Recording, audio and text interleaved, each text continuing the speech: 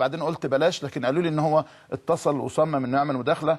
اعتقد صديق مقرب الكابتن حسن شحاته، كابتن حلمي طولان. تمام. كابتن حلمي، مساء الخير يا كابتن شوبير. مساء الفل يا كابتن، ازي حضرتك؟ يا كريم، ازيك يا كابتن؟ ازي حضرتك؟ ازيك؟ الله يخليك. اتفضل يا كابتن طبعا حلمي. يا كابتن شوبير، انا في قمه حزني من موقف غير مسؤول. انا عارف ان هناك بعض اعضاء مجلس الاداره وعلى راسهم ممدوح عباس كانوا متمسكين بحسن شحاته هو وابراهيم يوسف ورؤوف جاسر. نعم. اعرف ان دول تماما متمسكين بحسن شحاته لاقصى درجه. لكن القضيه ايه يا كابتن شوبير؟ القضيه ماذا سيفعل مجلس الاداره مع اي مدرب يجي ويتم التجاوز في حقه. اولا لو انت كنت موجود مكان الكابتن حسن كنت عملت ايه؟ عملت ايه؟ كنت حامل نفس اللي عمله حسن. حامل نفس اللي عمله حسن.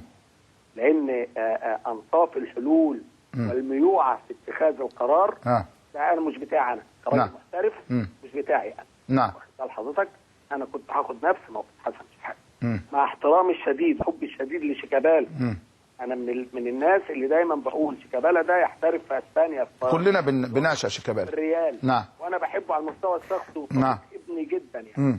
لكن في تجاوز يا كابتن شوبير في حق ابن من ابناء النادي الكبار جدا العظام جدا اللي ركن اساسي وعمل تاريخ نادي الزمالك، جزء كبير من تاريخ نادي الزمالك عمله حسن شحاته. نعم. فده تجاوز في حق حسن شحاته. انا كنت اتصور ان مجلس الاداره يطلع ويقول احنا متمسكين بحسن شحاته وان احنا عرضنا شيكابالا للبيع. ده القرار المحترم اللي كان المفروض يطلع. ليه؟ انت بتقر دلوقتي مبدأ خطير جدا يا كابتن شوبير. مبدأ ان اي لاعب يتعدى على المدير الفني والنادي يمشي المدير الفني عشان هذا اللاعب. وده مبدأ مرفوض في كرة القدم. مبدأ مرفوض. انت ما تطيرش الدماغ الكبيرة عشان صباع.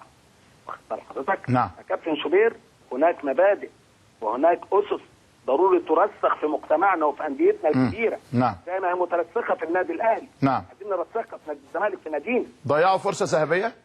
طبعا. ده مفيش شك. مفيش شك يا كابتن. مفيش شك. لو عرض عليك ان تكون المدير الفني بعد الكابتن حسن شحاته هتوافق؟ نعم. اسف. اسف. اسف. اسف. اسف يا كابتن احمد. تتوقع اللي حصل في حسن شحاته ده هيحصل في اي مدرب يجي. تتوقع مين المدير الفني الجديد للزمالك؟ الله اعلم. الله اعلم. حسام حسن. الله اعلم. مبروك عليه وربنا يوفقه.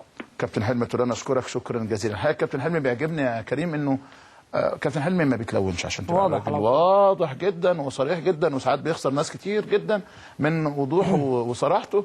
هو من طبعا بلدياتي طنطا وراجل جدع وجميل، لكنه ما بيلفش وبيدور. واتصور انه دايما وابدا ليه علاقه طيبه بالكابتن حسن. واللي عرفت انه الكابتن حسن كلمه النهارده قبل ما يقدم استقالته. مش عارف والله يا كابتن، انا ما اعرفش هل كابتن حسن دايما كابتن حلمي قريب منه جدا. طبعا.